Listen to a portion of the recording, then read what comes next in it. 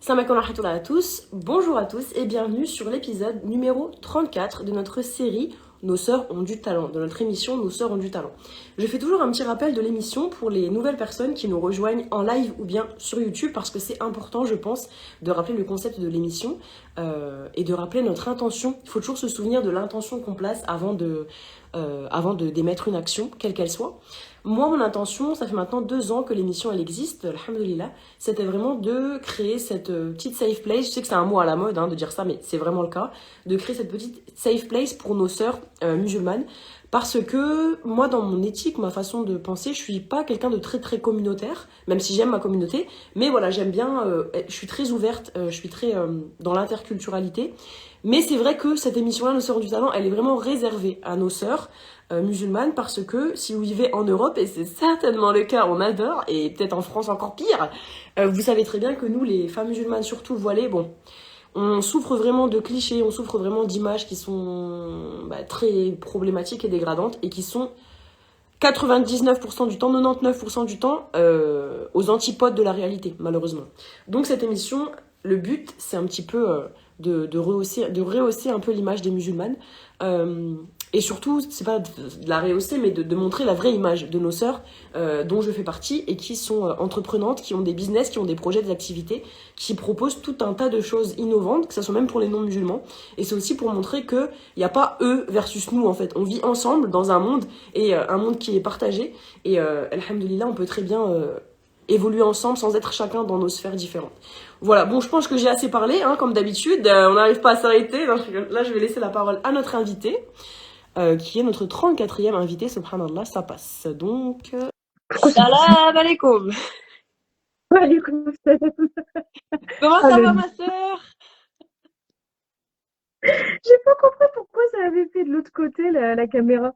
Comment Ouais, tu ça nous vas? a un petit effet. Ben, alhamdoulilah, je suis contente de te voir. On a bien rigolé par message. Maintenant, on va se marier en vrai. Enfin, par là. Alhamdoulilah. Alors, est-ce que tu peux commencer, ma soeur, par te présenter vraiment brièvement et ensuite on va développer tout au long de la vidéo. Mais qu'est-ce que tu peux nous dire déjà ton nom, enfin peut-être pas ton nom, mais ton prénom et voilà, tout ce que tu as envie de dire en fait. Bismillah. Eh ben, écoute, moi je m'appelle Kenza, j'ai 28 ans et je suis créatrice du compte Enza avec un K qui a débuté il y a 4 mois, le Ah 18 août. Oui, c'était tout récent. ouais, machallah. Vas-y, continue après. Je fais les remarques après. Après, qu'est-ce que je peux dire sur moi, mis à part ça, bah, j'habite à la campagne, comme on peut le voir sur mes Ouais, vidéos. ok. Voilà. Et vraiment, ouais, donc du coup, je reprends mon étonnement. 4 mois, mais quand on regarde ton compte, on dirait que ça fait des années que c'est trop marrant. Ça fait que 4 mois, c'est tout récent. Parce que c'est vrai que je me dis, mais ça fait que 4 mois, c'est pour ça. Ah ouais, vraiment, genre vraiment. Enfin, là, moi, je suis tombée sur toi dans les pour toi, par hasard, parce que je consomme un peu ton contenu, le genre de contenu que tu proposes. Et c'est vrai que c'est hyper sous-coté parce que tu as un angle, bon, on va en parler, mais tu as un angle hyper intéressant, c'est que tu déconstruis les clichés par le rire. Alors, ça se fait beaucoup, mais on a besoin, en fait, de cette façon de faire. Parce que quand on attaque de façon frontale, les personnes vont être pas défensives, tandis que quand elles se reconnaissent dans des postures ridicules, bah, ça peut les faire cogiter. Machallah. C'est vrai. Et du coup, est-ce que tu peux nous dire comment t'en es venu à cette activité? Qu'est-ce que tu fais dans la vie à part ça? Et comment t'en es venu à l'activité des réseaux? Bah, écoute, moi, je suis professeure particulier en anglais et littérature. Ah Et ouais? pourquoi les réseaux? Bah, tout simplement parce que je m'épanouissais juste simplement en faisant rire mes copines de base. Puis je créais des vidéos, mais surtout dans mes comptes personnels. Donc, je voulais juste partager en fait des moments de rire, etc., faire des blagues, faire un peu la clown comme d'habitude. Ouais. Et j'ai toujours rêvé, honnêtement, de poster mes premières vidéos sur Internet, etc., pour justement un peu m'ouvrir au public, faire rire à plus grande échelle. Mais du coup, forcément, j'étais paralysée par le stress, la panique de me dire oui, mais quand même, me révéler, c'est aussi prendre le risque de me voir critiquer ou peut-être que je vais pas apporter de plus-value, peut-être que mes idées sont pas bonnes, etc. Et puis, en août 2025, j'en ai eu marre d'attendre. Je me disais, non, je ne vais pas achever cette année en ayant encore cette boule au ventre de me dire que j'ai pas fait ce que je voulais faire depuis éternel. Et donc, du coup, je me suis lancée. Voilà, j'ai créé concrètement mes peines. Je me suis dit, voilà, t'as plus qu'à poster maintenant. Du coup, j'ai posté ma première vidéo 18 août 2025. Ok, bah donc du coup, t'avais pas du tout de compte Insta avant? Pas du tout. Non, juste personne, quoi. Ok, machallah. Et est-ce que t'as fait du théâtre ou pas quand t'étais plus jeune? En fait, je rêve de devenir comédienne. Ouais. Donc, je fais du théâtre. Enfin, j'ai fait du théâtre c'est pas que je fais du théâtre, mais c'est que dès que j'ai l'occasion de faire du théâtre, que ce soit proposé par le collège, primaire, lycée, etc., je le fais tout de suite. Et Ok. du coup, j'ai fait des études en communication que j'ai aimé parce que bon, voilà, c'était épanouissant quelque part, mais je me voyais pas m'épanouir dans ce métier-là. Et j'ai tout arrêté pour faire art du spectacle. Donc justement, travailler sur mes premières passions, cinéma, théâtre, passer des castings pour du cinéma d'auteur, etc., des cinémas plus indépendants, enfin des films plus indépendants, on va dire, de Mhm. petits réalisateurs. Et malheureusement, j'ai repris mes études en 2019, donc 4 mois plus tard, c'était Covid. Ah ouais. Donc, pas eu tant que ça d'opportunités, mais j'ai quand même appris sur mes premières passions et c'était des études qui étaient extraordinaires pour moi, quoi. Mais là, du coup, à l'heure actuelle, t'as repris les arts du spectacle ou pas dans tes études? 2019, j'ai eu mon diplôme il y a 3 ans. J'ai eu ma licence il y a 3 ans et là, du coup, je faisais professeur particulier comme métier job étudiant, quoi. Et finalement, j'ai continué à temps plein à faire ce métier-là et à côté, du coup, je fais des vidéos. Ok. Et est-ce que tu peux genre expliquer une. Enfin, parce que du coup, c'est un peu, tu vois, c'est des métiers qui sont pas vraiment habituels. Donc, comment ça se passe? Par exemple, t'es appelé par des personnes, enfin, par tu me disais des écoles, des collèges. Comment ça se passe en fait? Une journée type, bon, je sais pas si c'est. En particulier, en fait, je fais ça à distance, à mon compte. C'est-à-dire que je donne des cours, mais via l'ordinateur, quoi. Non, mais je parlais de quand tu dois être en mode théâtre. Ah, en mode théâtre, c'est-à-dire. Ben, tu m'as dit que des fois. Attends, tu m'as dit que t'étais appelé parfois pour faire dans les collèges des petits théâtres, c'est ça? Ou c'était pour faire des cours particuliers? J'ai pas compris. Allez, on coupe, on commence. Je suis désolée, parfois. Je disais que depuis que j'ai l'âge de 9 ans, j'aime m'épanouir en fait dans le théâtre, la comédie, etc. Et que dès que j'ai eu l'occasion, en fait, voilà, je faisais du théâtre, etc. Mais depuis que je Ouais, suis c'est ça. petite, au collège, quand j'étais au collège, au Ah, lycée, quand t'étais au collège, ok, ok. Mais parce qu'en fait, quand on dit art du spectacle, moi j'imagine les intermittents du spectacle qui vont justement dans ces lieux-là pour. c'est une licence particulière à l'université où tu étudies l'esthétique du cinéma, la chronologie du théâtre, en lien avec les lettres modernes et la littérature française, etc. Ok, Et voilà, c'est des études particulières à la fac que j'ai fait pendant 3 ans, quoi. ok, d'accord. Mais tu vois, ça montre bien qu'on a quand même pas trop de connaissances sur ce domaine-là, subhanallah. C'est vrai. C'est vrai que art du spectacle, c'est souvent vu de manière un peu péjorative. Ouais, Ouais.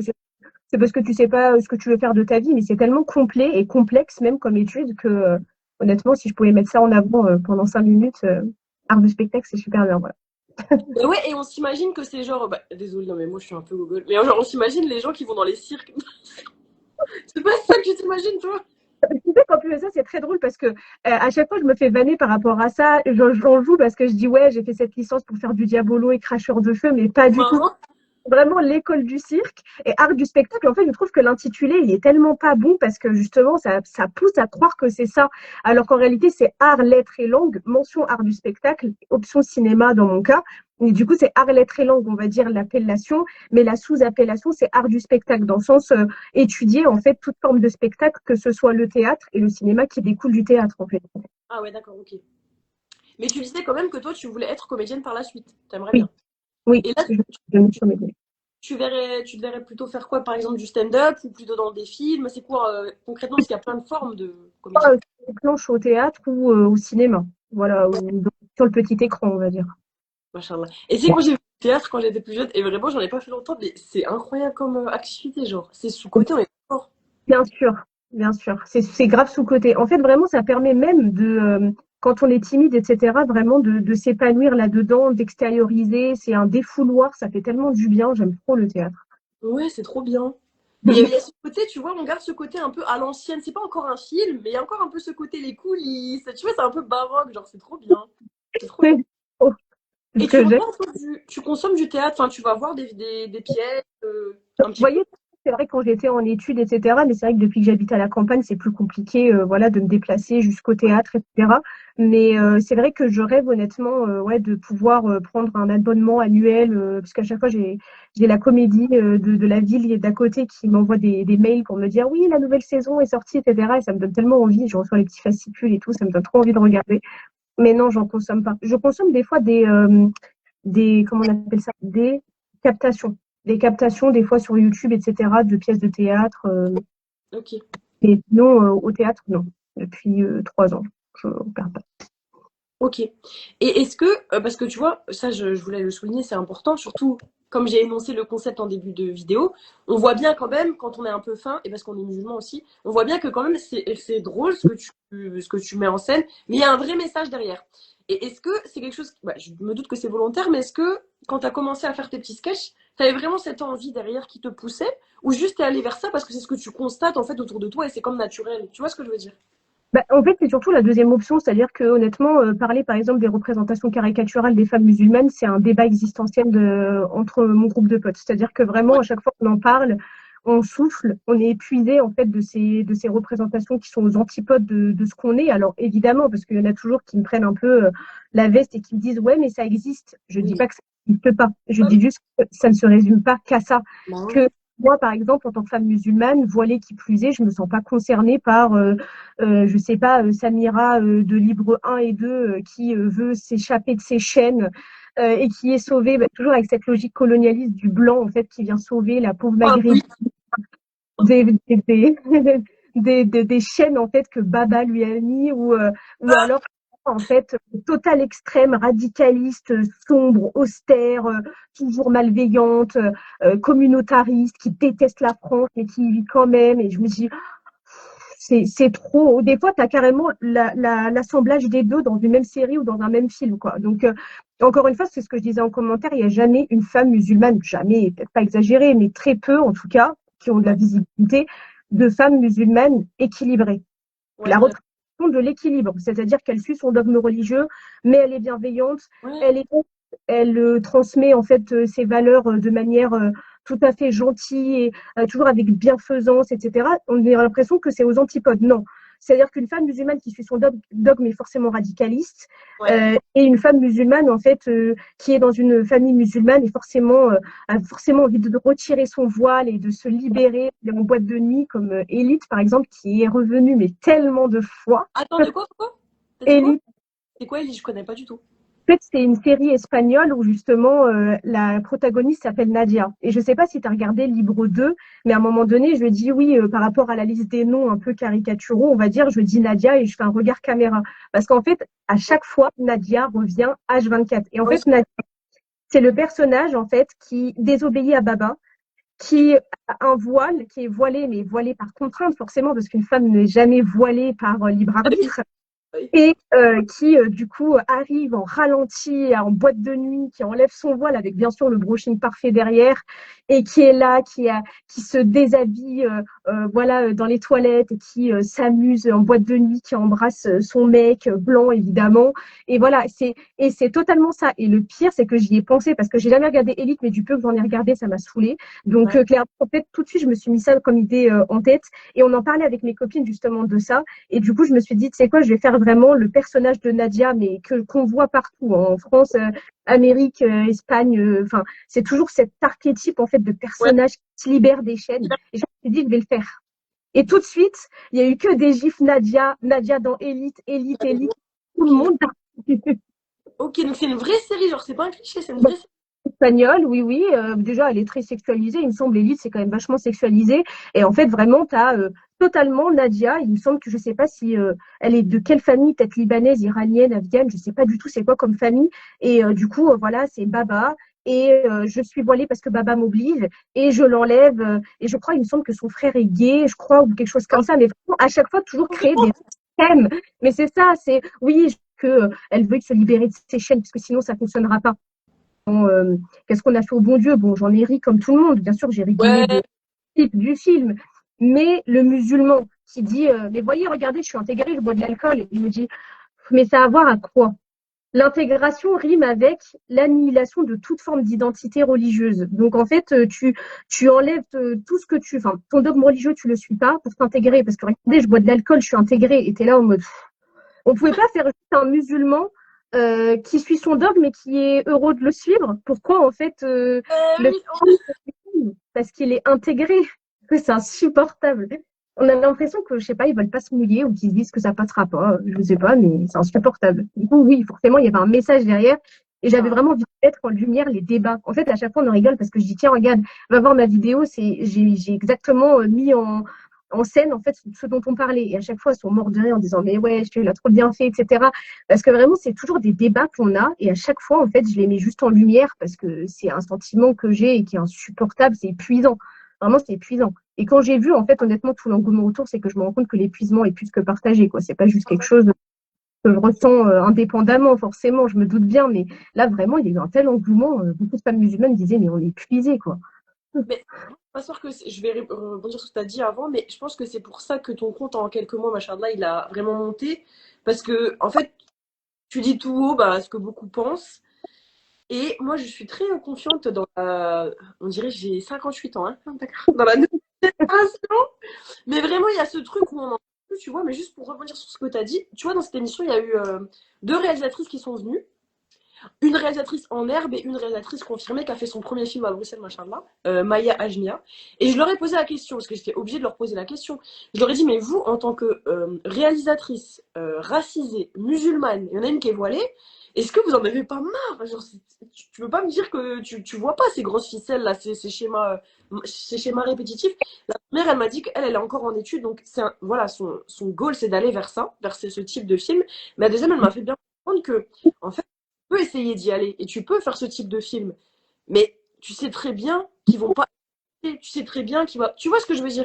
En fait, ça leur plaît pas, c'est pas ce qui marche, c'est pas ce qui plaît. Donc forcément que il y aura pas derrière la vibe, ils vont pas le mettre en avant, ils vont pas. Tu vois? Même Et elle dans même, son film, juste hein. on voyait des tasbihs et des chapelets un petit peu parce que ça racontait un deuil. Donc c'était pendant une salade Geneza. Même ça, elle m'a fait comprendre que c'est crispant, quoi, tu vois? Donc en fait, ma soeur, ont un peu les pieds et mains liés, hein. Quand on a envie de faire bouger les lignes, c'est compliqué parce que forcément, tu as des producteurs derrière qui vont pas vouloir capitaliser sur ton projet parce que bah, c'est pas ancré dans les clichés en fait qu'on veut véhiculer. On va pas se mentir. Surtout qu'aujourd'hui, honnêtement, l'islamophobie et le racisme sont banalisés, voilà, sont normalisés. Donc forcément, faire un film qui va mettre en avant une femme musulmane qui suit son dogme et qui est bienveillante, tout simplement en fait mettre en avant l'islam positif, en fait dans le sens on préfère diaboliser plutôt que de mettre en lumière. C'est-à-dire que c'est pas du tout concevable dans leur façon de penser de créer un film qui va mettre en avant le vrai islam, l'islam bienveillant. Non, parce qu'on essaie tellement de diaboliser que ça va tout discréditer en fait ton film. Donc on va juste l'étouffer dans l'œuf, quoi. Enfin, donc forcément que ce soit juste simplement bah, que ça fasse des vues ou que ça ait énormément de divisibilité, mais juste de base, ne serait-ce qu'il y ait un capital de départ et qu'il y ait des producteurs qui veulent financer. Parce qu'un film sans financement, ça ne peut pas se créer. Donc juste ça, c'est une bataille. Je pense que vraiment, ça doit être une bataille pour avoir des financements, quoi. Mais c'est ça, mais moi je me dis quand même, malgré tout, c'est paradoxal. Les gens, enfin, 99% des gens, ils vivent avec nous, ils voient les musulmans modérés dans le quand ils voient ça. Alors qu'à la boulangerie, tu vois Khadija avec son hijab, elle demande une baguette comme toi, Rachid qui est en train de réparer sa voiture, il est comme toi. Alors pourquoi ces filles sont en mode, ah bah c'est ça, bah c'est ça. Mais non, tu vois bien dans ta vie que c'est pas ça.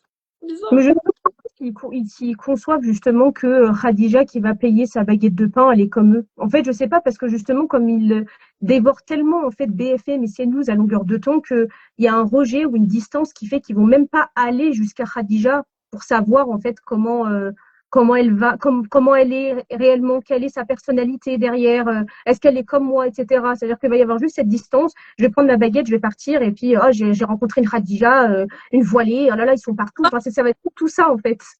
Je pense, en tout cas, c'est ça, hein. Ouais, ils vont pas le bout de leur nez. Et c'est pour ça que, en toute modestie, c'est Dieu qui fait les choses. Mais c'est pour ça que cette émission, elle me tient beaucoup à cœur parce que je suis personne, j'ai 5000 abonnés, on a compris. Mais moi, je me dis, bah, c'est pas grave parce que je pose ça et je me dis qu'Allah, il va mettre la baraka dedans, tu vois. Parce que vraiment, quand je te dis les sœurs que j'ai interviewées, si t'as regardé un peu, tu sais, mais des perles dans cette communauté. Des ma sœur, des trucs, même toi, des trucs de fou. Et je me dis, c'est trop injuste qu'on ne nous donne pas la parole. On a tellement de choses à dire, on est tellement intéressant, toi. C'est trop. Oui, c'est frustrant, hein. C'est pour ça que je fais aussi des vidéos par rapport à ça. C'est frustrant parce qu'on nous donne pas assez la parole, on nous met pas assez en avant.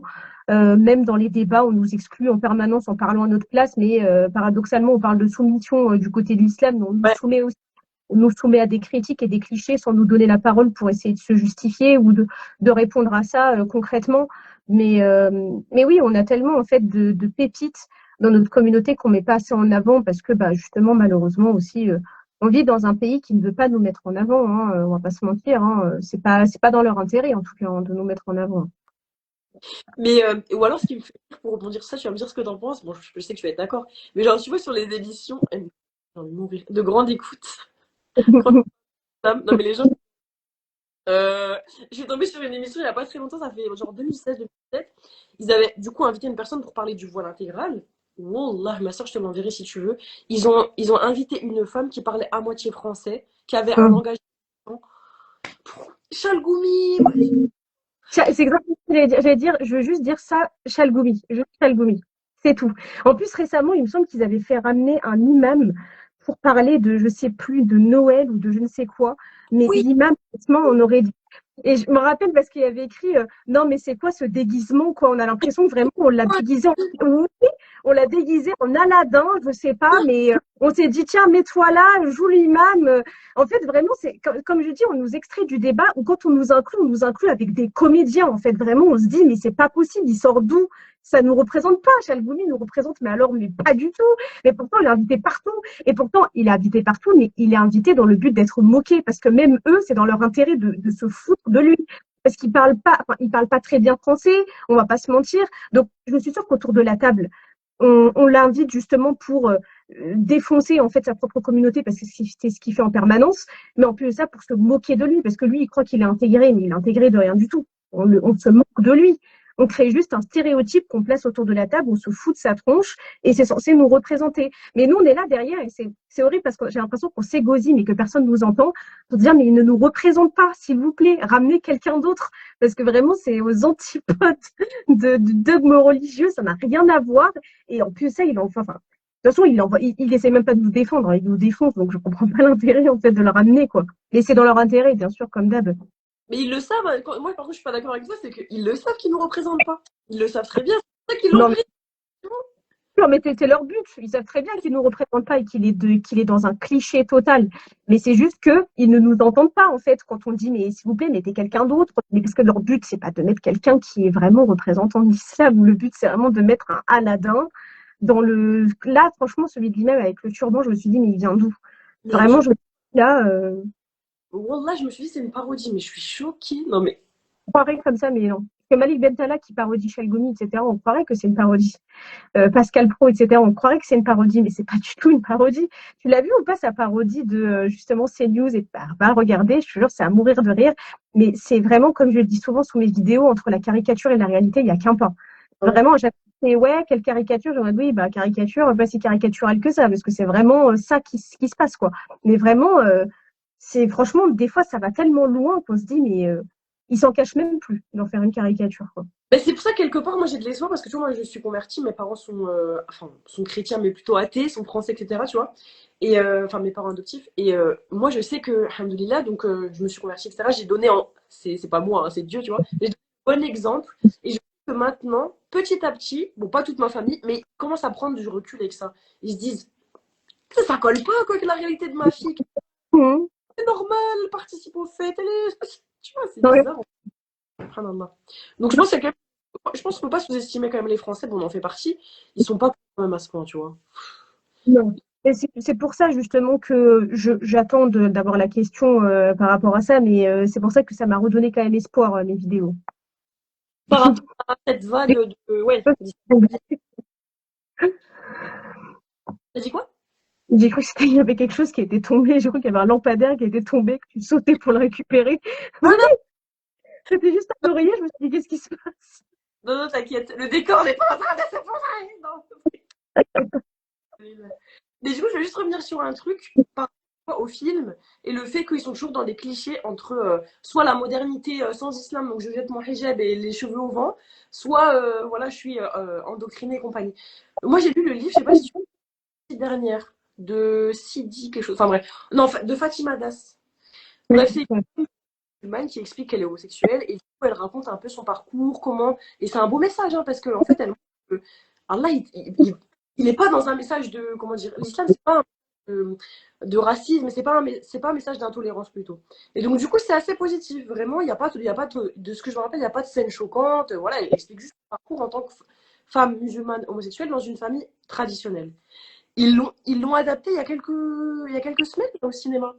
Je voulais y aller. Ouais, et toutes mes copines, elles m'ont dit, il y a cliché, cliché, cliché. Et que des scènes, hashtag t'as compris de quoi. En mode, la fille, elle se lâche, elle découvre sa sexualité. Et moi, j'étais choquée parce que le livre, il parle pas de ça, je l'ai lu il y a 5 6 ans.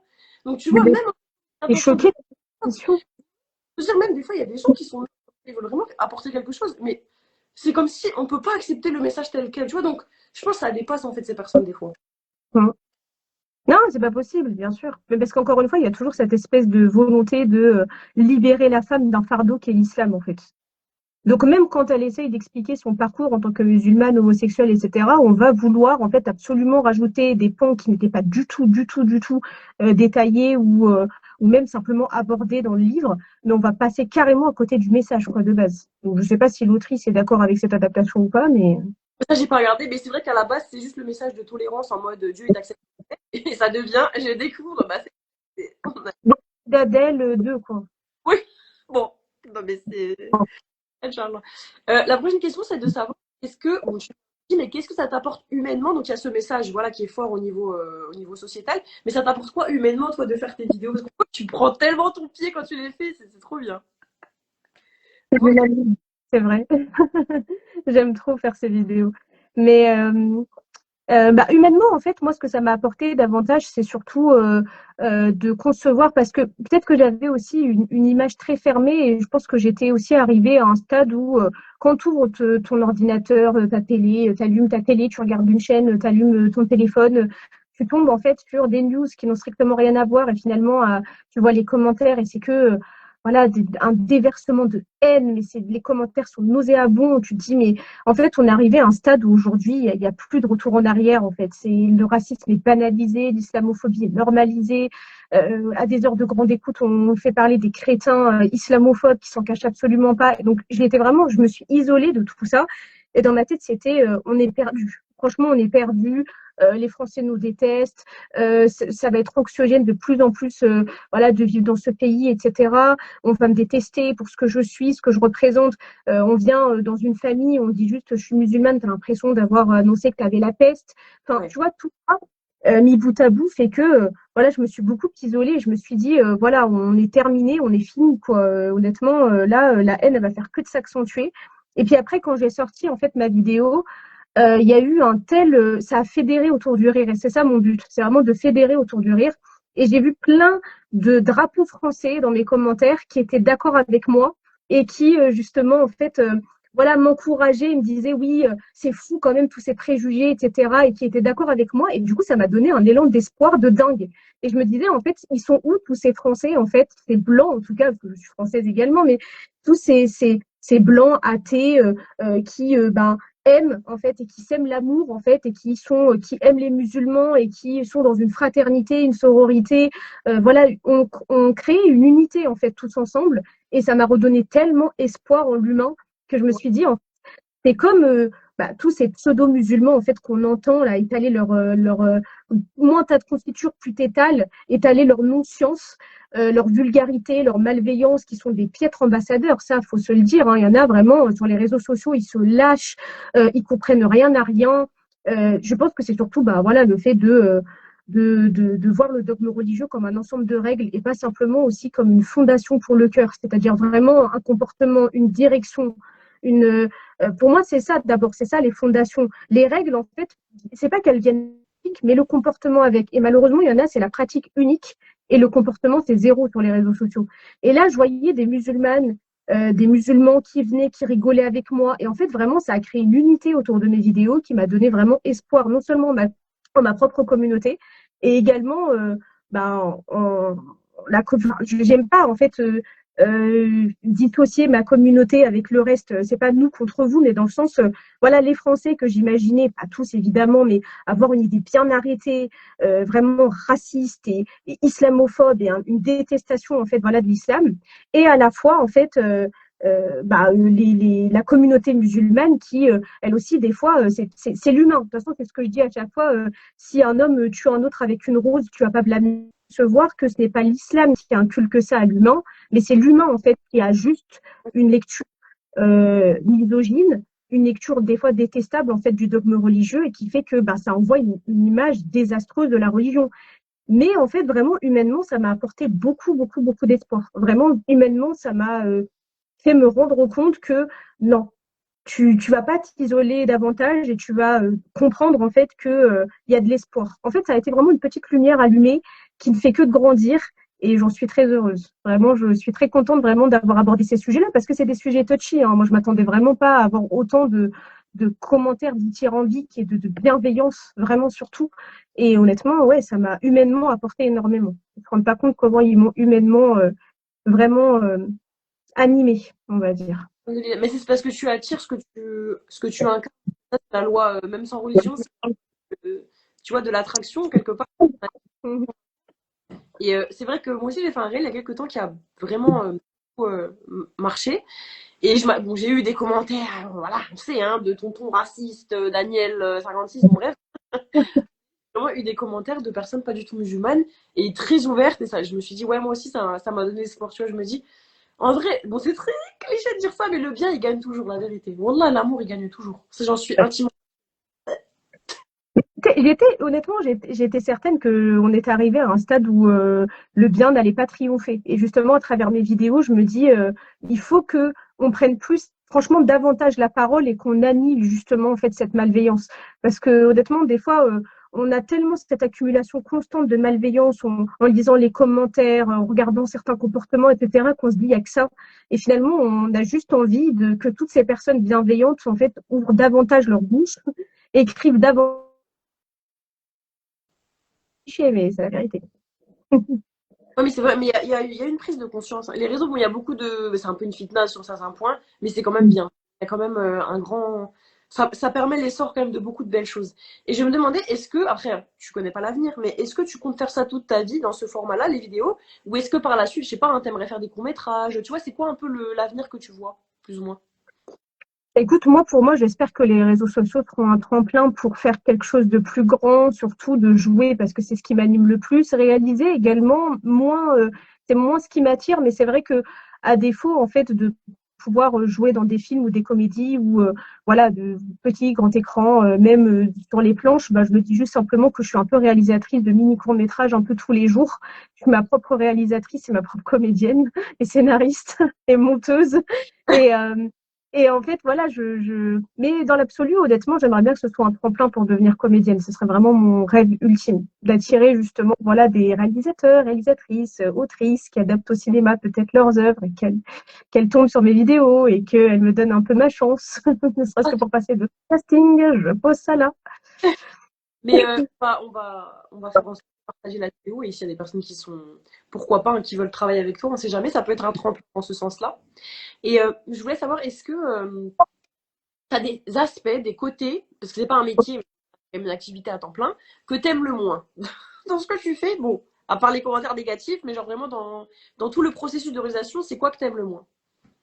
Dans tout le processus de réalisation, ce que j'aime le moins, bah après, moi, l'écriture, c'est ce que j'aime le plus. Après, de réaliser, forcément, bon, après, quand on est en campagne et que des fois, je mets mon gel beb, j'ai peur. En fait, je me suis jamais rendu compte de ça. En fait, je m'en étais jamais rendu compte, mais c'est vrai que quand j'ai joué Farah et que j'ai mis mon gel beb, j'avais peur de voir des voitures passer et de voir les regards. Parce que vraiment, premier degré, il y a quand même un papy qui est passé à côté de moi. Il regardait plus la route. C'est-à-dire que vraiment, même quand il était avancé, il regardait comme ça. Je me Ouais, disais, tu vas te prendre un mur à un moment donné, regarde ta route. Et alors, ils étaient là en train de se dévisser la tête et je me suis vue en train de partir plus loin, mais vraiment très très loin, que j'étais là en train d'en rire en disant, ouais, à tout moment, surtout quand je fais Farah, je crie en fait voilà des mots arabes, etc. Je me dis, à tout moment, on va appeler la police. Je m'y attendais, je sais à tout moment, je vais voir la BAC arriver derrière moi. Qu'est-ce que vous faites, madame? Mais parce qu'on est tellement dans un cliché. Aujourd'hui, honnêtement, on est tellement, justement, on attise tellement la peur. Parce que c'est ça, justement, le moteur de ce genre de médias, etc. On attise tellement la peur que les gens, dès qu'ils vont en Gelbeb, ils entendent parler arabe, c'est oulala, au secours. Et du coup, forcément, bah, à un moment donné, je suis rentrée chez moi pour continuer de tourner parce que je me suis dit, ça va partir en vrille. Si jamais je continue en fait à dire des mots en arabe fort, etc. Après, ça va parce que c'est vrai que j'habite dans un hameau, donc il n'y a pas non plus grand monde. Mais je me disais, on sait jamais parce qu'il y a tellement de dingueries des fois qui sont arrivées où, enfin, tu faisais juste ta prière, tu vois la BAC arriver parce que il y a Ginette qui a appelé parce qu'elle a entendu Allah Akbar. Enfin, c'est vraiment il y en a, ça va très ouais. très loin. Donc, du coup, j'avais peur et je me suis rendu compte que j'avais peur de ça. Cet aspect-là me faisait un peu peur. Après, dans la réalisation, etc., c'est toujours un plaisir pour moi de jouer. C'est surtout d'incarner les personnages. C'est fatigant parce que tu es obligé, en fait, on va dire, de changer de tenue à chaque fois. Ah Moi, je ouais. change beaucoup de lunettes, vu que j'ai je ne sais pas combien de paires de lunettes. Et du coup, Oui, je change de lunettes, de voile, etc. Et c'est fatigant parce que des fois, tu te rends compte que tu es en âge pour refaire le plan, etc. Mais c'est tous ces aspects techniques-là qui sont un peu des fois anxiogènes parce que tu te dis j'ai envie que ce soit parfait, etc. Et puis au moment du montage, c'est un peu comme un potier qui façonne sa poterie. C'est le moment où je façonne un peu mon œuvre et puis je me dis mais est-ce que justement c'est bien? Est-ce que j'ai pas, est-ce que je peux plus dynamiser ou pas? Et puis en fait, ce qui a été vraiment surtout un aspect négatif, c'est que sur les réseaux sociaux, on a l'impression que les gens veulent ingérer très vite les choses. Et du coup, je me disais qu'il fallait que j'aille trop vite. Même quand je parle justement que des fois je fais des coups de gueule, etc. Bah, des fois je me dis tu parles trop, c'est trop long et les gens vont jamais se concentrer. Et ça c'est un aspect en fait des réseaux sociaux qui me fatigue parce que je me dis les gens sont arrivés à un stade de consommation rapide de vidéos où ils peuvent pas rester plus de 30 secondes. 30 secondes de leur attention c'est trop leur demander. Et je me dis le message est trop important. Donc le sujet et je me dis mais ils vont jamais rester en fait, ils vont jamais rester et ça c'est hyper anxiogène, j'ai l'impression d'être censurée. J'ai l'impression vraiment de censurer ma propre parole. Et du coup, c'est ça l'aspect le plus négatif. Franchement, si je devais vraiment mettre en avant l'aspect le plus négatif, c'est la censure de ma parole des fois. Parce que je suis obligée vraiment de condenser le propos très rapidement. Parce que sinon, je me dis, ça va larguer les gens, en fait. Et juste ça, c'est frustrant parce que je me dis, mais le message est trop important pour être condensé. Mais faut bien, faut utiliser les codes. C'est justement pour ça que j'utilise le divertissement parce que ça fait partie ouais. de ma personnalité là, de base. Mais Mm. parce qu'en fait, souvent, les gens sont plus enclins à regarder une vidéo d'une minute trente où ils se marrent Ouais. plutôt que de regarder une minute trente, en fait, une vidéo de quelqu'un face cam qui va parler d'un sujet.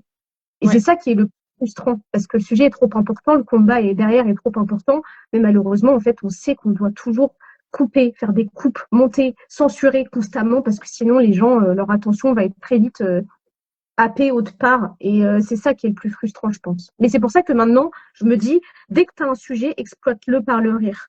Dès qu'il y a quelque chose en fait qui te gonfle, un combat, etc., exploite-le tout le temps par le rire. Écris comme tu aimes écrire, c'est-à-dire des sketchs, de l'humour, rajouter des choses, accentuer, caricaturer, exacerber le trait, faire un truc. Et du coup, je me rends compte que ça fonctionne plus. Donc maintenant, j'ai l'impression que ça va être vraiment mon arme. Tout de suite, je vais utiliser le rire pour parler de quelque chose.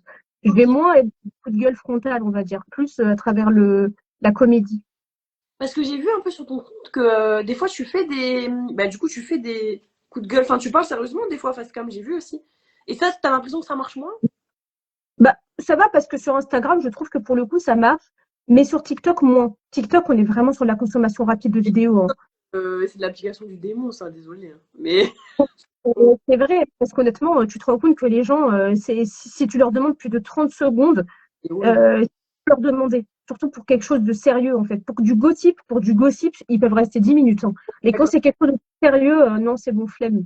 Mais sur Instagram, il y a plus d'interaction, je trouve, plus de concentration. Il y a vraiment, Ouais. je trouve que c'est beaucoup plus qualitatif et j'aime trop parce que vraiment toutes mes vidéos sont vues en moyenne peut-être 2000 fois. Il y a toujours plein de commentaires avec lesquels voilà, j'interagis et on parle sérieusement de sujets et d'autres parce que je peux parler de la santé mentale, comme je peux parler du comparatif Iran-musulmane comme si ça avait quelque chose à voir. Tu vois, je peux parler de plein de choses. Je suis un peu versatile. Et puis à chaque fois sur Instagram, il y a beaucoup d'interactions. Et ça, je suis contente. Sur TikTok, moins de plus en plus, mais moins. Parce que justement, on est vraiment, par rapport à Instagram, dans cette consommation Ouais. ultra rapide de vidéos et du contenu, quoi. Mais c'est beaucoup. Moi, c'est pour ça que TikTok, j'ai pas, parce que c'est. Déjà, j'ai un. Tu verras quand tu vas vieillir, MDR, mais tu vas voir que ton besoin de silence, normalement, il va s'accroître, tu vois. Et TikTok, c'est l'application, je pense, qui peut me faire devenir.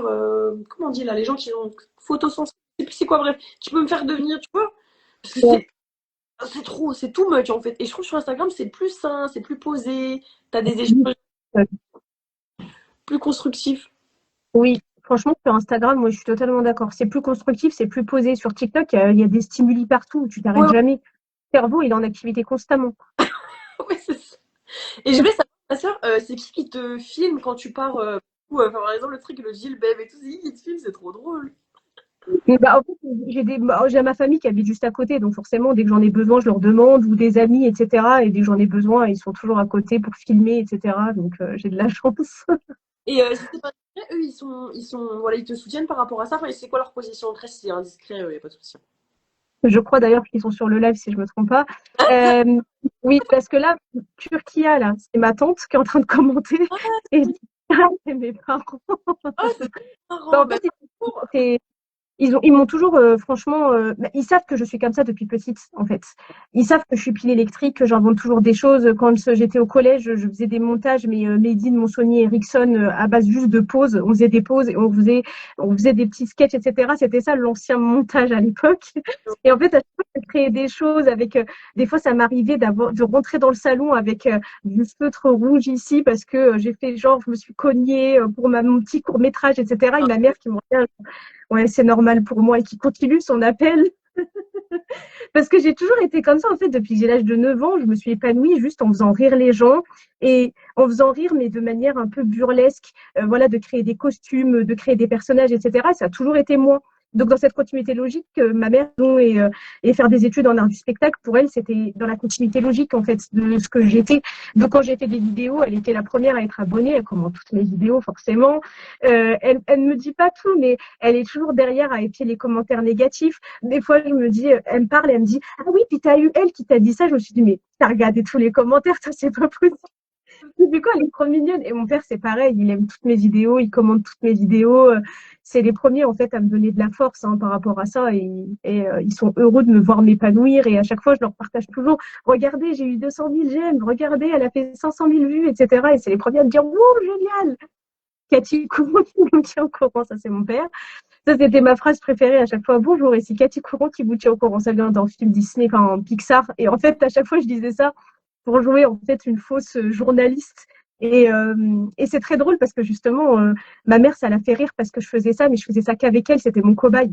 C'est-à-dire que, par exemple, je ne sais pas si tu as vu ma vidéo où je fais l'intervieweur en quête de clichés. Et en fait, je viens en campagne et je tombe en fait sur. Puis à chaque fois, je dis toujours bougne pour dire bon, le mot interdit pour dire arabe.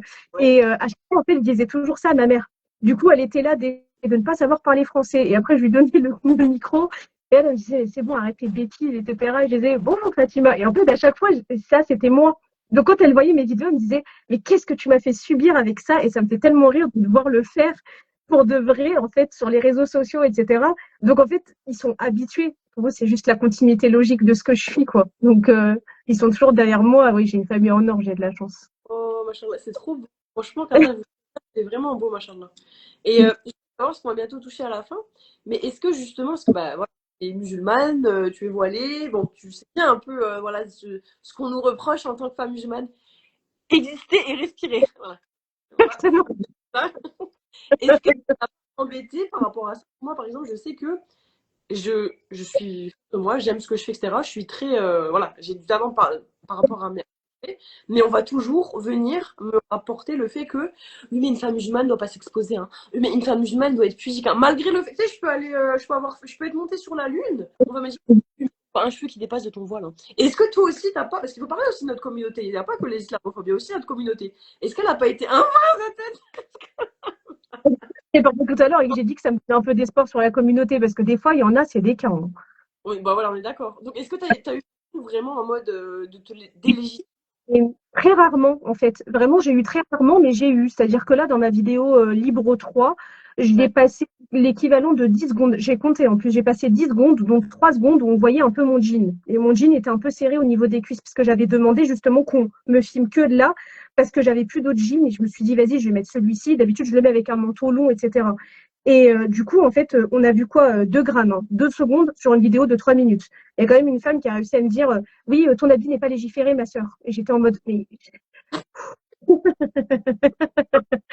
et je lui ai envoyé un message en privé, je lui ai dit ma sœur, en fait, au bout d'un moment, est-ce qu'on peut juste arrêter d'avoir une lecture misogyne en fait du dogme religieux parce que je suis sûre que tu te permets de commenter la tenue d'une femme, mais bizarrement, il y a tellement d'hommes musulmans qui se disent être musulmans sur les réseaux sociaux, mais qui n'ont pas forcément le bon comportement, mais il n'y a personne, homme comme femme, qui vienne leur dire quoi que ce soit.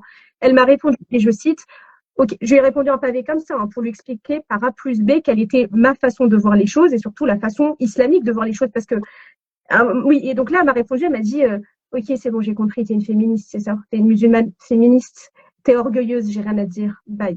J'étais en mode, en fait, l'orgueil, c'est pas de débattre. L'orgueil, c'est justement de mettre une étiquette sur l'autre et de dire, ouais, t'es orgueilleux, c'est bon, je quitte le débat. Ça, c'est de l'orgueil, en fait. Et je dis, c'est marrant parce que tu dis que je suis féministe, mais l'islam est féministe. Ouais. L'islam, en fait, pour l'égalité homme-femme, mettre en valeur, en fait, la préciosité de la femme. Donc, il faut arrêter à chaque fois de l'étouffer et tout le temps, oh, mais t'es une musulmane voilée, t'as rien à faire sur les réseaux sociaux, t'as rien à te montrer, sois pudique, pourquoi t'es sur les réseaux, mais quelle honte. Pour Libre 3, on m'a dit, ouais, on m'a sorti des versets du Coran pour me dire, oui, tu te moques de la religion, limite tu vas aller en enfer. J'étais en mode, attends, pardon, excuse-moi, parce que Farah, pour toi, c'est la représentation de la religion. Elle est aux antipodes, en fait, du comportement religieux. Qu'est-ce que tu me parles, en fait? Mais vraiment, ouais, mais alors, non, mais attends, il y en a une autre, mais elle va te choquer, hein. Je ne sais pas si tu avais vu, parce que je l'avais mis sur Instagram. Elle m'a dit, je cite, et c'était une femme, je l'ai appris par la suite, et les gens étaient choqués, ils ont tous répondu à ma story, c'est va te faire piner. Déjà, elle me dit ça, déjà. Faire Je me quoi? dis, va te faire piner. Et du coup, je me dis, mais c'est qui? T'es qui, toi, en fait? À qui? Mais ça va pas. J'ai dit, mais toi, à partir du moment où t'es vulgaire, tu perds toute crédibilité à mes yeux. Tu peux dire tout ce que tu veux, tout Ah ton discours va te discréditer. Elle me dit ça. Donc, déjà, moi, je partais du principe que c'était un homme. Elle me dit, oui, ouais, bah, c'est ça, si t'as envie de montrer tes seins à la terre entière. J'étais en mode, pardon. J'ai dit, attends, attends, attends, attends. Dans ma vidéo, je porte un pull. C'est en plus un pull taille homme XL avec un col roulé. Dieu m'a doté d'une poitrine. Désolée, en fait, je vais pas faire une lacération, en fait, pour faire bah, j'ai plaisir. l'âge, en fait. Enfin, Et en fait, tu peux faire ce que tu veux, mais quand tu as une poitrine, tu peux mettre même quelque chose de large. En fait, ben, il suffit d'un mouvement, on la voit. Mais subhanallah, c'est mon corps, en fait. Je peux pas y faire grand-chose. C'est pas comme si je mettais un crop top décolleté, tu vois. Et du coup, elle me disait, ouais, bah, c'est ça, bah, fais ce que tu veux, hein. Si tu as envie de montrer ton corps à tout le monde et tes gros seins, là, bien moulés dans ton pull, je suis en mode, mais t'es sérieuse à parler comme ça? Et en fait, renta public, c'est toi qui mets l'accent sur ça. En fait, les gens vont regarder que ça. Maintenant, je fais, mais t'es malade. Et vraiment, quand elle m'a dit, non, mais de toute façon, je suis pas un homme, je suis une femme, je sais parce qu'en plus, t'es fière de toi, de dire que t'es une femme, c'est encore pire. Vraiment, elle m'a choquée. Et je me disais, mais ça va pas ou quoi? Et un homme pareil qui me dit, ouais, c'est ça, parce que je faisais Libre 1, justement, j'étais en train de me plaindre des caricatures, des représentations caricaturales de la femme qui veut se libérer, etc. Le gars me dit, ouais, c'est ça, va sucer tes juifs ou je sais pas quoi. Une femme musulmane, elle doit être qu'avec un musulman, c'est comme ça. Je fais, combien même c'est un rappel, t'es obligé de le dire en disant, on va te faire sucer par je sais pas quoi, enfin, on va se sucer, je sais pas quoi. Je dis, mais ça va pas ou quoi? Je dis, mais ouais. c'est quoi pour rappel où vous utilisez le nom d'Allah avec une insulte, mais hyper grave? Ils ne te remettent jamais en question, hein. T'as beau leur parler, c'est toujours toi le problème, hein. Tu dis, Ouais. bon, vas-y, je vais arrêter parce que de toute façon, ça sert à rien de leur faire entendre raison. Ils ont un voile opaque d'orgueil devant les yeux, donc. C'est aussi te protéger et c'est aussi une certaine maturité. Tu verras après que moi, j'étais comme ça au début, je répondais à tout. Maintenant, je fais juste des doigts en fait. Je me dis, calme l'équipe. Donc vraiment, oui, à chaque fois, je finis toujours par une belle parole parce que je me dis, je suis ambassadrice de ma religion avant tout, c'est public, donc je vais juste dire belle continuation à toi, mon frère, qu'Allah Voilà. te restaure avec un cœur et puis c'est terminé. Parce que je me dis, ça sert à rien de discuter avec eux et puis j'ai pas envie justement de rentrer dans une violence verbale, dans une discussion en fait violente avec, parce que je me dis, ça va juste entacher moi mon cœur. C'est aux antipodes du comportement religieux, je préfère juste m'en aller, tu vois, et je les ignore. J'en rigole en fait vraiment avec eux. Je mets vraiment plein de smileys qui rigolent en disant mais ça va vraiment pas en fait. Il faut vraiment aller se faire soigner. Mais Ouais. de femmes ou d'hommes, des fois, tu tombes sur des interactions. Mais c'est encore une fois, comme tu disais, en fait, le fait que tu existes et que tu respires, hein. En tant que femme, tu n'as pas le droit en fait d'avoir ton espace de création. En tant que femme, tu dois juste être discrète, regarder le sol et te taire en fait. Mhm. Ne pas parler. Mais vas-y, parle pas de choses que tu ne connais pas, mais tu les connais pas non plus déjà. Et vraiment, c'est vrai, dans notre communauté, c'est triste, mais il y a vraiment beaucoup de personnes qui, encore une fois, conçoivent le dogme religieux, mais simplement comme des règles, des obligations, mais sans avoir ce raisonnement du cœur, de l'esprit aussi, parce que quand Allah nous dit l'islam, c'est pour ceux qui réfléchissent, c'est qu'il faut toujours raisonner, toujours constamment, en fait, voir plus grand, plus loin, philosopher autour de l'islam également, pas simplement lire, et puis bêtement, on n'est pas des animaux, on a une conscience, tu vois. Et à chaque fois, tu as l'impression que c'est pratique, pratique, pratique, dogme, interdiction, obligation, c'est comme ça, c'est tout. Et le cœur n'y est pas. Et Non. c'est attristant, en fait. Vraiment, c'est attristant. Mais comme tu disais tout à l'heure, qu'est-ce qui m'a apporté humainement, qu'est-ce que ça m'a apporté humainement, c'est que justement, c'est vraiment mais 2% de ce que je reçois.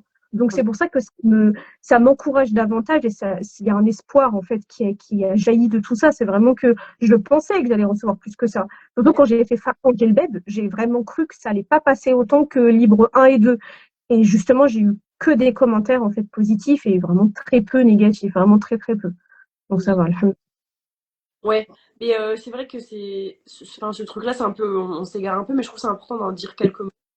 C'est que on est, on a une pratique, pardon, la plupart des musulmans, ils ont une pratique de la règle et du fiqh, donc du halal haram, mais ils n'ont pas de spiritualité. C'est-à-dire qu'ils n'ont pas de purification du cœur. Il y a plein d'exercices spirituels, hein. La spiritualité, on l'a mise de côté parce qu'il y a eu voilà beaucoup de changements, hein. Dans l'islam, il y a eu voilà, il y a eu comment dire le wahhabisme, etc., qui ont implanté une interprétation rigoriste. Et en fait, vu qu'on a mis de côté la spiritualité, et ben il y a ce truc de rigidification. Alors que regarde, mais juste moi, je me dis, mais vous avez déjà lu la sira du prophète sallam? Et j'ai déjà lu plus de miséricorde dans une personne que dans lui, subhanallah.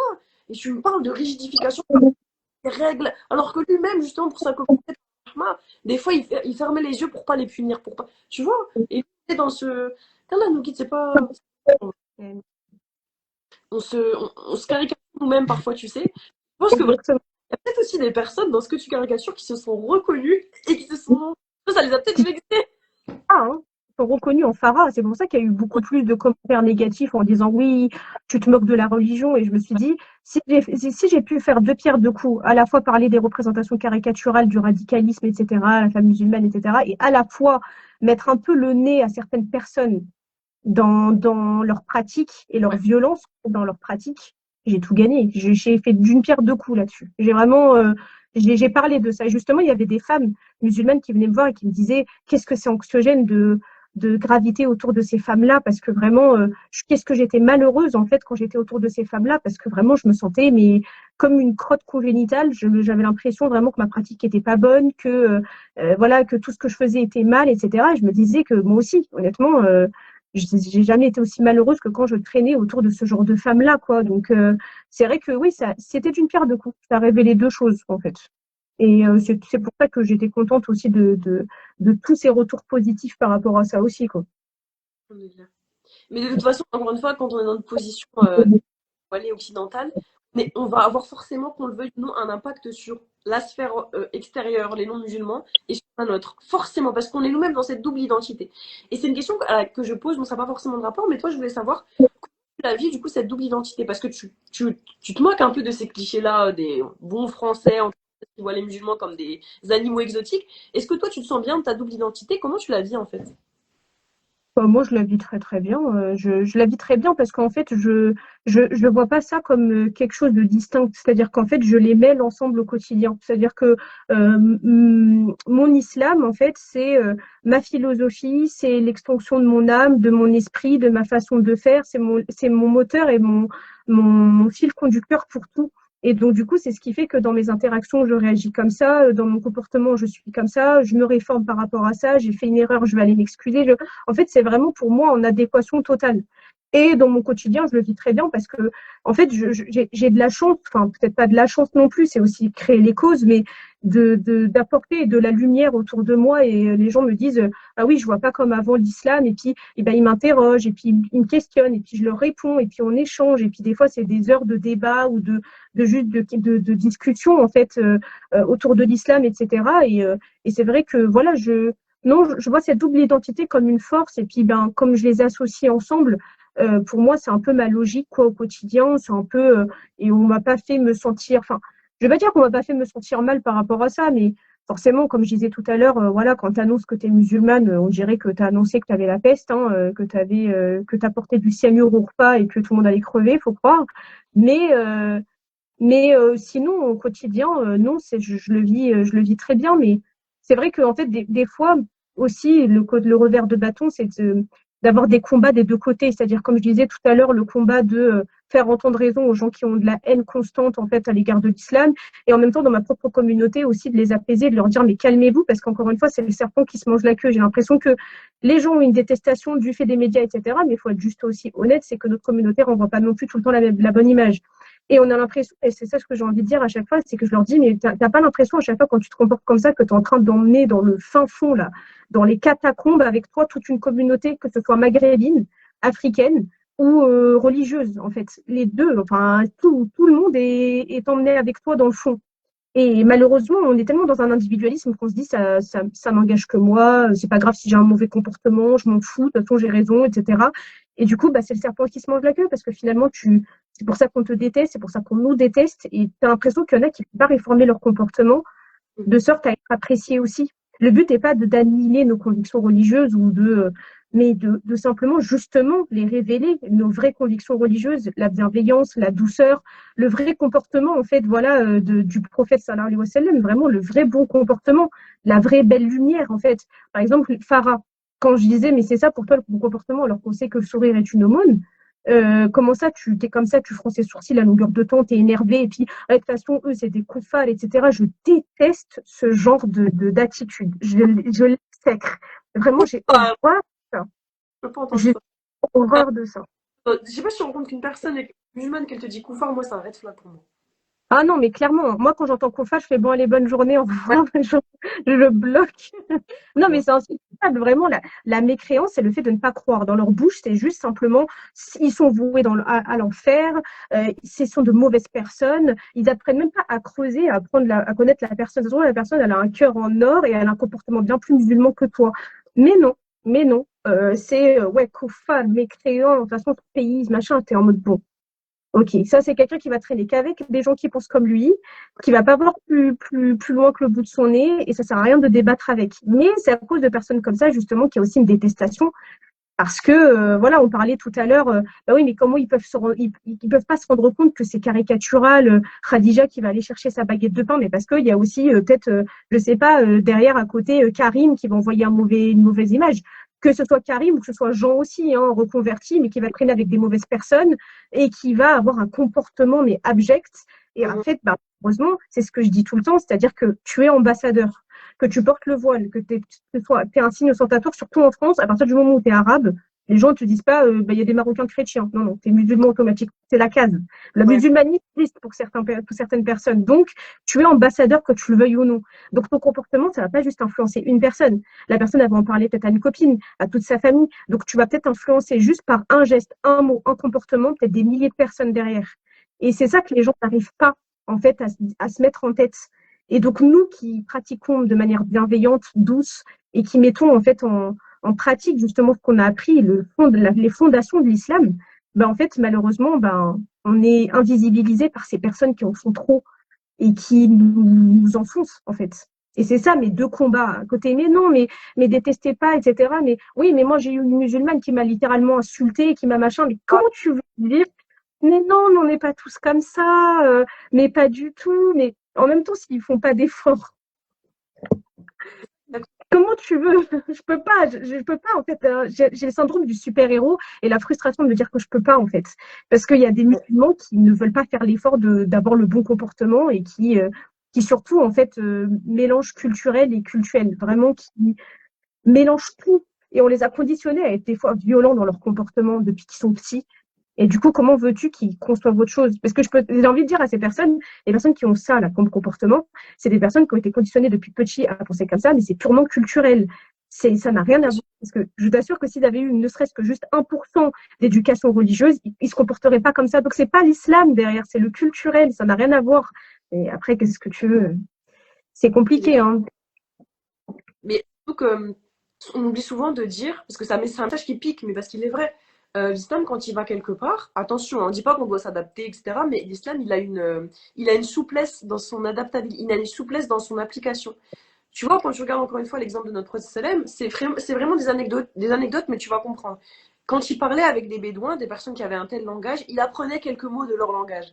Quand il parlait avec les enfants, il se mettait à leur niveau. En fait, ça montre que l'islam, c'est toi, tu dois aller chercher les gens de là où ils sont. C'est pas moi, je les à mon niveau, tu vois. Et par exemple, le mot de Koufa, j'ai prévu un réel de c'est un mot que je veux plus entendre et les gens ils comprennent pas que. Ils te disent, ouais, ça veut juste dire mécréant. Non, il y a des mots qui sont symboliquement chargés. Le mot koufar en France et en Europe, c'est un mot qu'il ne faut pas employer parce qu'on sait qu'il est symboliquement chargé. Tu vois ce que je veux dire? Et en fait, l'islam, il est intelligent. Il va chercher les gens où ils sont. Il va pas rester des obstacles directement entre lui et les gens, tu vois, parce que c'est pas intelligent. L'islam est subtil et intelligent. C'est hyper fin ce que tu dis, c'est que tu montres que certes, tu as ton côté religieux, mais tu as aussi cette adaptabilité par rapport aux gens qui sont autour de toi. Et ça, c'est rare en vérité, hein. C'est une conscience d'esprit qui est fine, mais qui est rare. Je sais pas si t'en as. Non. Eh, Enfin, voilà. pense que non, mais c'est vrai que oui, dans les comportements, je me rends compte qu'il y a quand même une rareté de cette adaptabilité et surtout, oui, enfin, des fois, je me voyais culpabiliser d'être amie avec, voilà, des blanches, mais de tout, orientation sexuelle, parce que en fait, je m'adapte à tout et en fait, surtout, je m'adapte au cœur qui est en face de moi. À partir du moment où tu es musulman, non musulman et que ton cœur est noirci, je ne vais pas être, tu ne vas pas Oui. du tout m'attirer dans ta lumière. Par contre, moi, je suis attirée par la lumière du cœur et de l'âme, peu importe la religion derrière. Et Mhm. c'est pour ça que les gens n'arrivent pas à concevoir ça. Et des fois, ils vont rester entre eux, mais entre eux, entre cœur noir, en fait, entre, tu vois, toujours avec cette bile noire constante qui fait que de gangréner, etc. Et pourtant, en fait, moi, je suis avec des personnes qui sont non musulmanes et qui sont des lumières, en fait, à côté de moi. Donc, l'un n'empêche pas l'autre. Et c'est fou que des fois, les gens sont là en train de concevoir, non, on reste dans notre communauté, on reste dans nos petites pensées limitées, etc. Et ils ne peuvent pas évoluer avec cet état d'esprit. Donc, voilà, c'est ça, c'est qu'il faut s'adapter, il faut aller vers l'autre, il faut. Et c'est comme ça, en fait, en ayant le bon comportement, de toute façon, et la lumière, tu vas attirer les gens, que tu veuilles ou non. Et qui vont peut-être des fois être farouches, mais qui vont se détendre, en fait, en ta compagnie, parce qu'ils vont se rendre compte que, ah oui, ok, d'accord, bah, c'est ça l'islam en vrai. Parce que toi, tu as un très bon comportement, c'est ça l'islam. Donc, tout de suite, ils vont justement impliquer l'islam dans ton comportement. Et c'est pour ça que les gens ne comprennent pas que pourquoi les gens détestent l'islam, parce que si tu as un mauvais comportement, tu impliques l'islam avec toi. Comme je disais, l'homme qui tue un autre homme avec une rose, on va pas impliquer l'homme, on va impliquer la rose dans le cas de l'islam. On va se dire, oui, mais toi, c'est à cause de l'islam, c'est ça qui t'a rendu comme ça. Parce que justement, il y a aussi les médias qui mettent ça dans l'esprit, qui ancrent ça dans l'inconscient collectif. Et toi, tu vas pas aider. Quand tu vas te comporter comme ça, on va te dire, OK, c'est l'islam, l'intolérance. Parce que l'islam, il y a beaucoup de personnes qui disent intolérance. Islam, intolérance. C'est Noël, le débat existentiel de Noël. Et pourquoi tu fêtes Noël? T'as un sapin de Noël. Parce que le sapin, c'est chrétien. Un arbre, c'est chrétien. T'es en mode, ok, bon, que ça ne te vient pas à l'esprit juste simplement d'aimer les lumières et juste d'aimer cette fête en tant que juste enfant intérieur.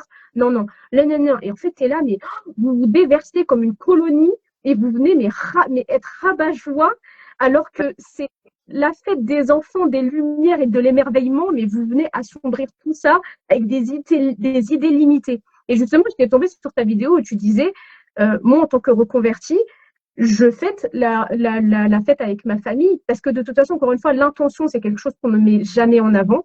Et on se dit, ouais, mais si tu le fêtes, c'est parce que tu fêtes la fête chrétienne. Déjà, la plupart du temps, on va pas se mentir, que les personnes qui mangent du foie gras le 24 à Noël ne savent même pas c'est quoi Noël, hein, ne vont même pas dans une église. Donc déjà, c'est plus païen et commercial que religieux. Et en fait, ils n'arrivent pas à concevoir. Non, limite, tu dois rompre en fait tes liens familiaux et envoyer encore plus une image mais catastrophique de l'islam, de l'isolement, de l'intolérance. On pointe du doigt, non, mais vous êtes des mécréants et des égarés, je vous suivrai pas. Et je me dis, mais alors que juste partager en fait un repas, ça, justement, ça guérirait tellement plus de cœur vers l'islam et tu ferais tellement plus de belles choses qu'en continuant en fait à limiter ta pensée à ça. Et c'est insupportable. Et après, tu peux pas débattre avec des gens qui sont fermés d'esprit, mais j'essaie de leur faire entendre raison, mais c'est pas simple. Mais sur ce réel musulman que tu évoques, j'ai eu quand même beaucoup, beaucoup, beaucoup de musulmans ouverts et de personnes qui étaient d'accord avec moi, tu vois. Subhanallah. Donc, il y a quand même de l'espoir par rapport à ça. Mais c'est vrai que, en fait, c'est ça. Mon chéri dit toujours, pour être aimé, il faut être aimable. Pour être respecté, il faut être respectable. On ne peut pas jouer ad vitam aeternam de la victimisation. C'est pas possible. Exactement. Ma soeur, on va bientôt toucher à la fin de l'interview. Du coup, j'ai encore une ou deux questions avant la l'océan du talent.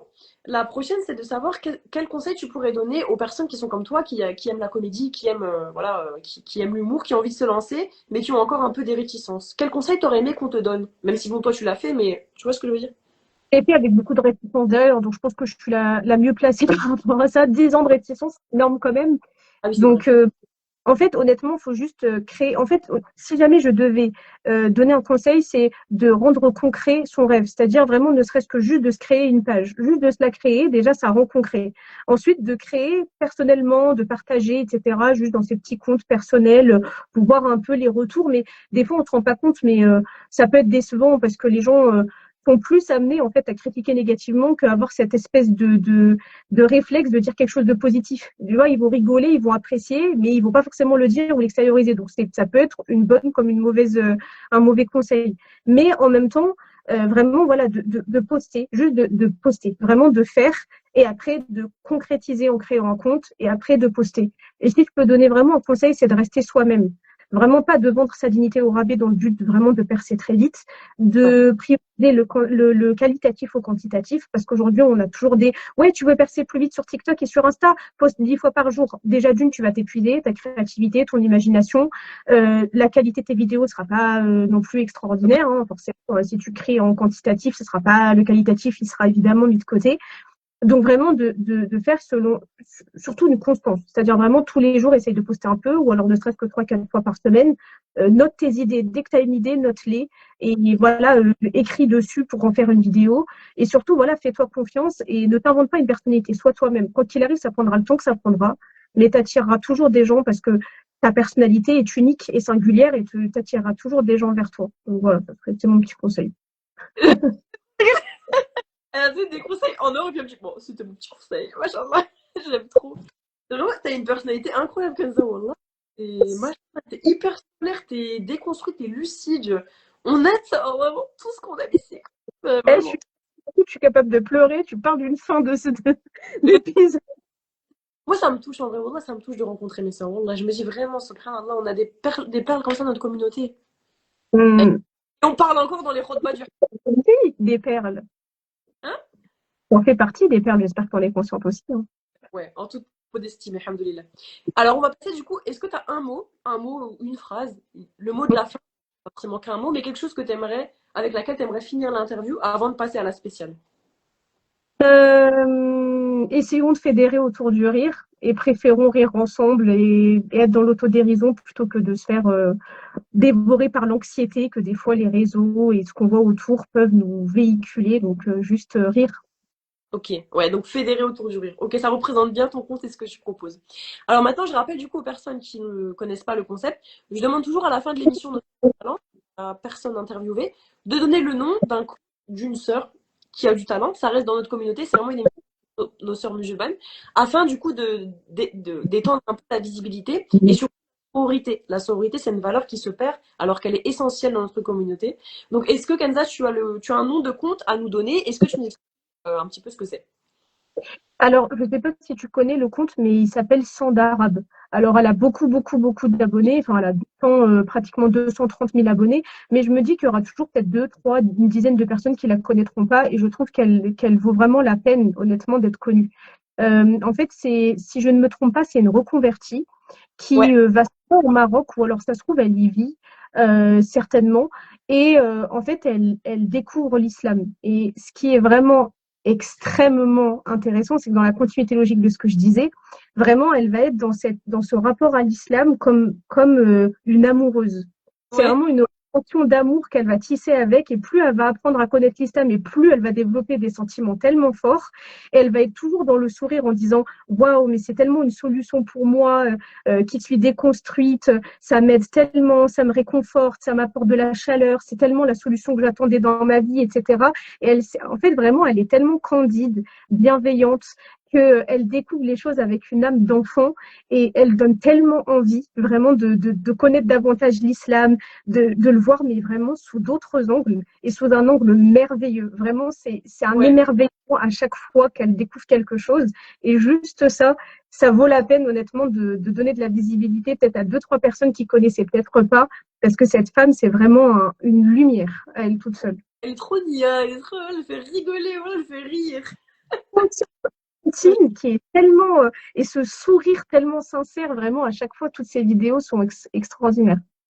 Qu'Allah la préserve, qu'Allah nous préserve et qu'Allah nous permette, c'est une doua qui me tient à cœur, d'avoir toujours ce rapport émerveillé à notre dîne, tu vois, de redécouvrir les choses, redécouvrir le ramadan, redécouvrir ta prière. Le cœur, il est trop bien quand tu es dans cette exaltation du début, tu vois. Ça manque un peu des fois. Ne pas prendre pour acquis cette relation. Ouais, c'est ça. Surtout Alhamdoulilah. ça.